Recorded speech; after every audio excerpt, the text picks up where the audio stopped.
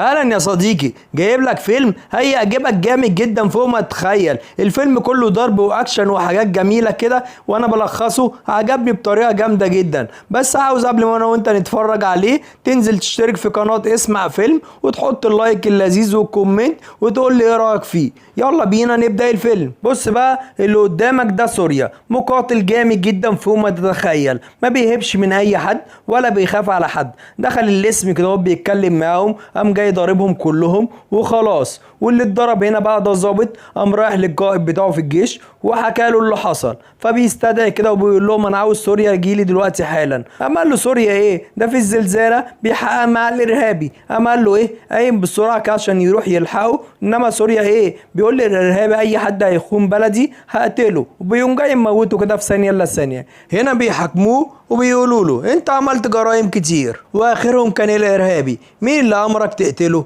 قام قال له انا غضبت فقتلته. قام قال له انت عمال تعمل حاجات كتيره، هنا في قانون ما ينفعش تقتله من غير اي حاجه. قام قال له انا قلت لك عاوز اروح على الحدود. قام قال له ما فيش حاجه اسمها عاوز اروح على الحدود، انت لو رحت على الحدود تعمل قلق على طول، يحصل حرب في ثانيه الا ثانيه. ما ينفعش تروح على الحدود، انت هتتجازى اكبر مجازاه وهتطرد من الجيش. هو خارج كده قام جاي رازع الباب، ففي ثانيه الا ثانيه بيبتدوا يعاقبوه بقى ويحاسبوه حساب جامد قوي، ويبتدوا يعذبوه عذاب محدش شافه. وهنا ابو الروحي بيجي بقى كده وبيقول له والله عشان انت مطرود. بيقول له مطرود مين يا عم؟ انا مش هينفع امشي من هنا، انا حلمي كله ان اروح اقف على الحدود واحارب الاعداء. فبيقول له لا مش هينفع، انت خلاص مطرود. فبيقول له خلاص سيبنا اتصرف. فبيروح يكلم القائد بيقول له الولد سوريا ده لو مشي مش هنلاقي زيه. فبيقول له خلاص انا موافق بس على شرط. فبيقول له خلاص اتفقنا. بيروح لسوريا وبيقول له هو عنده شرط. بيقول له ايه الشرط؟ بيقول له لازم تجيب توقيع من اكبر عميد جامعه، ما بيديش توقيعه لاي حد،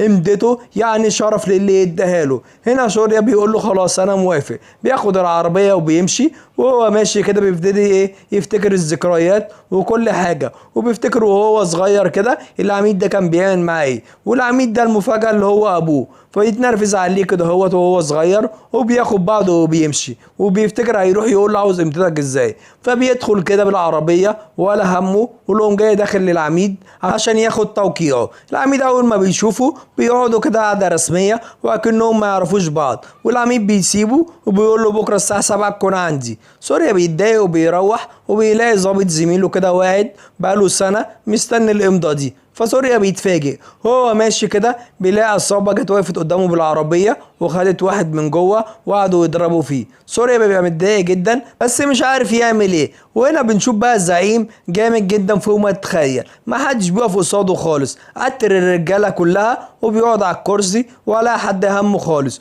ومش عامل لاي حد الف حساب. سوريا هنا تاني يوم بيروح للعميد وبيطلب منه توقيعه. بيقول له انا مش هينفع امضيلك على التوقيع ده. بيقول له ليه؟ بيقول له الدوسيه بتاعك مليان مشاكل، احكي لي عليها. فبيقول له مفيش، اول مشكله كان واحد بيعكس واحده وانا شفتهم قمت جاي ضربه، وبعد كده اتعرفت عليها وعجبت بيها وبقينا نخرج مع بعض جامد، وبعد كده هو حبيتها من كل قلبي ورحت عشان اتقدم لها فخلتني اقابل عمها. فقعدت اتكلم معاه شويه وحسيت ان هو معترض. قام راح لهم وقام قال لهم الشاب دوت ضربني من فتره وانا لازم انتقم منه وهو ما افتكرنيش، وريح له كده فلا واقف مع الجنود. فبيقول لها انا شفت واقف مع الجنود وكده هوت. فايه ده؟ فبتروح له بقى لسوريا كده هوت وبتحكي له اللي حصل وبتقول له انت لازم تعتذر لعمي. بيقوم جاي ضاربه بالقلم وبيقول لها انا ما ينفعش اعتذر لحد، انا ظابط في الجيش هعتذر لدوت. وبيقوم جاي مزعق له كده ومسمعه الكلام، وبيقوم جاي سايبه منها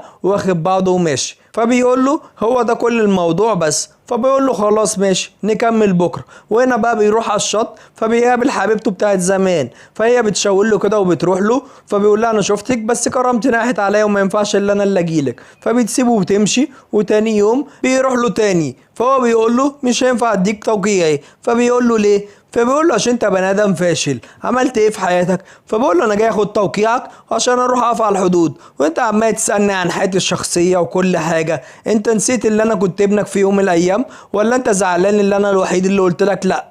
فبيقول له لا، انا زعلان اللي انت ما طلعتش زيي، انا كان نفسي في واحد يشبه لي في كل حاجه، انما انت فاشل. بيمسك المكتب ويبتدي يكسر فيه وبيقول له انا فاشل ليه؟ انت خايف تواجهني وخايف تواجه الناس كلها وتقول لهم ان انا ابنك. تاني يوم كده بقى قدام الناس كلهم بيقول لهم سوري يا ابني، اديني قلت لهم اطلع بره. فبيقول له ما ينفعش اطلع بره، انا عندي حلم، كل حلمي ان ابقى ظابط واقف على الحدود واخدم بلدي، انما انت مش عاوز نعمل كده ليه؟ انا مش عارف. قام بيقول له انت ما بتعرفش تحافظ على غضبك، انا هتحداك، انت لو عرفت تحافظ على غضبك اسبوع واحد همضي لك على التوقع ده. وهنا بيبدأ اول يوم في الاسبوع، بيصحى بقى كده وبيبقى كأنه واحد تاني، وبيقعد بقى يتدرب معاهم كده وبيعمل حاجات روحانية ويقعد يتكلم معاهم عشان اول يوم يعدي. وبيبقى مع الضابط كده وعاملين يتكلموا، وفي ثانية بيلاقي بلطجية جم وعاملين يكسروا في كل مكان، فطبعا مسيطر على غضبه ومش عارف يعمل ايه. وهنا امه بتطلب منه علاج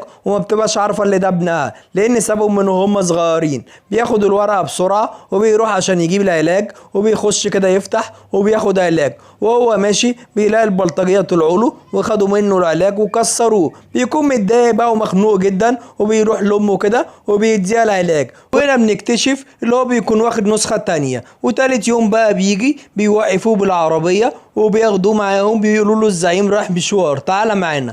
بيركب معاهم وبيلاقي الزعيم بقى راح له واحد كده وعاوز ياخد الارض بتاعه بالعافيه، وعمال يكلمه يقول له انا هاخد الارض ديت، ويقول له لا انا مش عاوز ابيعها. وابنه معترض وابوه معترض، فشايف كله معترضين كده اهوت، فبيقول لهم انا لو ما خدتش الارض دي هتزعلوا. وسوريا كده بيعمل نفسه سواق بيبقى ماشي، فبيوقفوه بيقولوا له عربيه عجبتنا هناخدها. سوريا كده بيبقى متضايق وبيحارب نفسه وبيسيب بقى شخصيته القديمه وبيرضى بشخصيته الجديده، واي مشكله بتحصل ما بيرضاش عنها، وبيروح بقى يصالح عمه وبيرجع خطيبته وبيرجع كل حاجه. واي مشكله بتحصل بيبتدي يصورها كده بالتليفون زيه زي اي حد.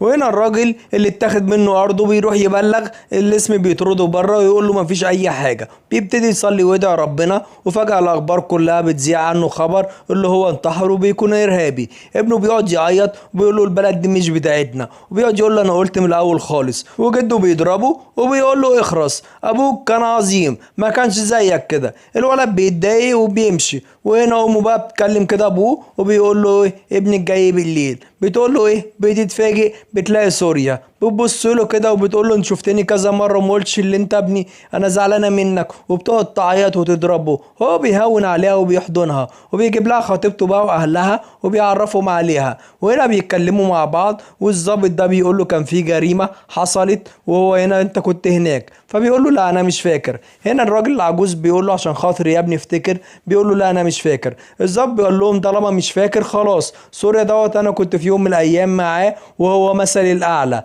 ما تعرفوش قد ايه هو بطل. بيقعدوا يسقفوا له وكلهم بقى ايه بيهيصوا له كده اهوت، وهو بيبقى زعلان من نفسه وبيبقى شاف كل حاجه ومش عاوز يقول، وشاف اللي دوت اللي موته ومش هينفع يتكلم خالص عشان الامضه. بيقعد بقى يشطف في وشه كده ويأنب نفسه ومش عارف هو وصل للحاله دي ازاي. وهنا بقى بيروح لابوه، وابوه قدام الطلاب والناس كلها بيقول لهم سوريا كسب وادي امضتي. في سوريا بيتكلم كده وبيتجنن وبيقول له امضتك؟ انا خسرت نفسي، انا شفت ناس بتتخانق وما كنتش بتكلم وبفضل ساكت، وشفت واحد قتل واحد قدام عينيا وما عرفتش اتكلم ولا افتح بقي عشان احافظ على غضبي. انا سوريا ومش هتغير خالص. وكل الطلاب بقى بتقوم وتسقف له. وبيروح عند الراجل دوت بيلاقيهم بيضربوا في الناس وبيرموا كل حاجه، وده ماسك البت بيتحرش بيها. سوريا بيتجنن، بيقوم جاي ماسكهم كلهم ضاربهم، ويروح عند الراجل العجوز ويقول له سامحني سامحني عشان شفت كل حاجه بعينيا وما قدرتش اتكلم،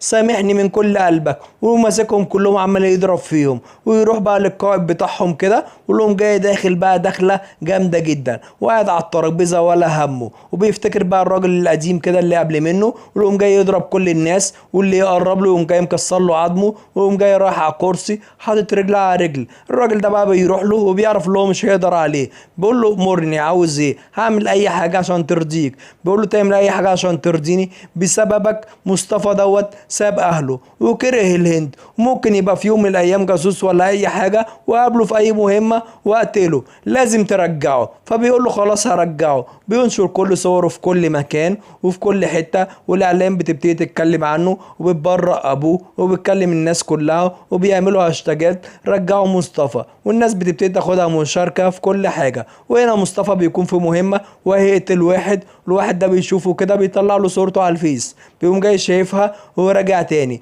الناس كلها بتقابله وبتبتدي تحتفل بيه، وواحد صحفي بيكلمه ما بيردش عليه، بياخد بعضه ويمشي. سوريا بيكلمه وابوه هنا كده من بعيد بيبص عليه، وسوريا بيقول له حقك تغضب، انما طلع براءتك خلاص وخد العلم ده ارميه طالما ما بتحبش بلدك. بيجري وبيرفع علم الهند كده، علم اكبر، وبيبقى فخور كده. ابوه بيروح للقائد وبيقول له انا فخور بابني وادي امضتها هيت، وبيروح كده لسوريا وبيديله الجواب وبيقول له انت رجعت الخدمة تاني. سوريا بيبقى فرحان ومش عارف يعمل ايه، وبيقعد يعيط وبيبقى مش عارف يقول له ايه. فبيقوم جاي واخده بالحضن وبيشكره، وبيروح على الحدود وبيحقق بقى الحلم بتاعه وبيرجع لحبيبته.